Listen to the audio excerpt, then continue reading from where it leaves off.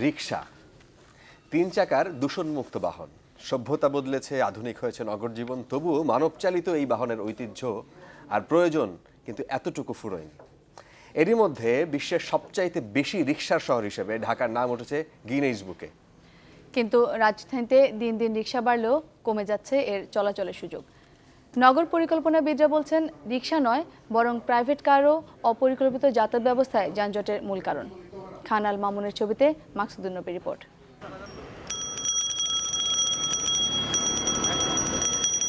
রিকশার শহর ঢাকা।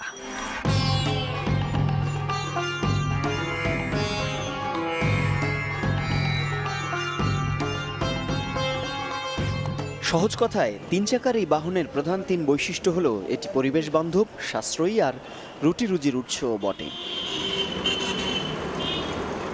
জনবহুল এই শহরে আজ পর্যন্ত নিম্ন মধ্যবিত্তের হাতের কাছের বাহন বলতে তেমন কোনো সহজ বিকল্প গড়ে ওঠেনি, তাই এর উপর এখনও অনেকটাই নির্ভরশীল নাগরিক জীবন।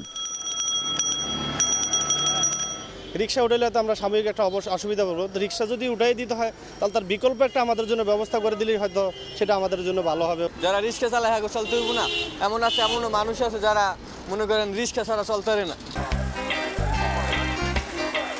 বিশ্বের 90টিরও বেশি বড় শহরে চলে রিকশা। গোটা পৃথিবীতে রিকশার সংখ্যা যখন 50 লাখ, তখন শুধু ঢাকাতেই চলে প্রায় 5 লাখ। সবচেয়ে বেশি রিকশার শহর হিসেবে তাই ঢাকার নাম উঠে এসেছে 2015 সালের গিনেস ওয়ার্ল্ড রেকর্ডে। আর দীর্ঘদিন ধরে যারা রিকশার ইতিবাচক দিক নিয়ে লেখালেখি করছেন তাদের মধ্যে একজন সাইফুল আলম শোভন। গিনেস বুক কর্তৃপক্ষ তার কাছেই তথ্যপাত্র চেয়েছিল। বাংলাদেশের প্রায় 5,000 কোটি টাকার জ্বালানি সাশ্রয় করে প্রতি বছর রিকশা। এছাড়া 10,000 কোটি টাকার পরিবেশের ক্ষতি থেকে আমাদের রক্ষা করে এই রিকশা। রেকর্ড যত বড়ই হোক, বাস্তবতা ভিন্ন। ধীরগতির বাহন আর যানজটের কারণে এই বিবেচনায় ঢাকায় রিকশা চলাচলের সুযোগ ক্রমেই সংকুচিত করা হচ্ছে। অথচ পরিসংখ্যান বলছে ঢাকার 76% যাতায়াতই হয় স্বল্প দূরত্বের, অর্থাৎ 1.5 থেকে 2 কিলোমিটারের মধ্যে। প্রেস ক্লাবের তারপরে মনে করেন বেলি রোডের এদিকে যাইতে দেনা, ভিআইপি রোডে যাইতে দেনা rickshaw. Dhaka urban transport network development study অনুযায়ী রাজধানীর মোট যাতায়াতের 38.7% হয় রিকশায়, 28% বাসে, 20% পায়ে হেঁটে এবং 14% যাতায়াত হয় ব্যক্তিগত গাড়ি ও অন্যান্য মাধ্যমে। এক্ষেত্রে ব্যক্তিগত গাড়ি আছে মাত্র 2 থেকে 5% মানুষের।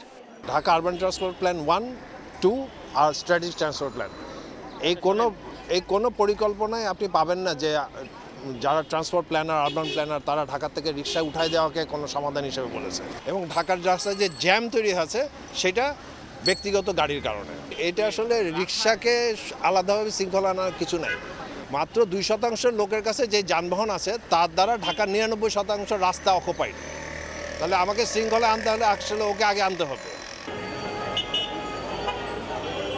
একবার ভাবুন তো, রিক্সা ছাড়া ঢাকাটা কেমন হবে। একটি বেসরকারি সংস্থার হিসাব বলছে ঢাকায় প্রতিদিন অন্তত 85 লাখ ট্রিপ হয় শুধুমাত্র রিক্সাতেই। অথচ বিভিন্ন সময় প্রশাসনের পক্ষ থেকে ঢাকার বিভিন্ন রাস্তাঘাট থেকে রিক্সা একেবারে তুলে দেওয়ার উদ্যোগ নেওয়া হয়। নগর পরিকল্পনাবিদরা বলছেন, এই সমস্ত উদ্যোগ নেওয়ার আগে এটা ভাবা হয় না যে এই বিপুল জনগোষ্ঠী কিভাবে যাতায়াত করবে আর এর সাথে জড়িত মানুষগুলোর রুটি রুজির কী হবে। তাই তাদের মতে অর্থনীতি, পরিবেশ, জ্বালানি এবং মানুষের কর্মসংস্থানের বিষয়টি বিবেচনা করে রিকশাকে রেখেই কিভাবে নগরীর একটি সুন্দর যাতায়াত ব্যবস্থার পরিকল্পনা করা যায় সেটি নিয়ে ভাবাটাই যৌক্তিক। মাকসুদুন নবী, চ্যানেল 24, ঢাকা। রিকশা ছাড়া ঢাকা ভাবা একটু মুশকিল।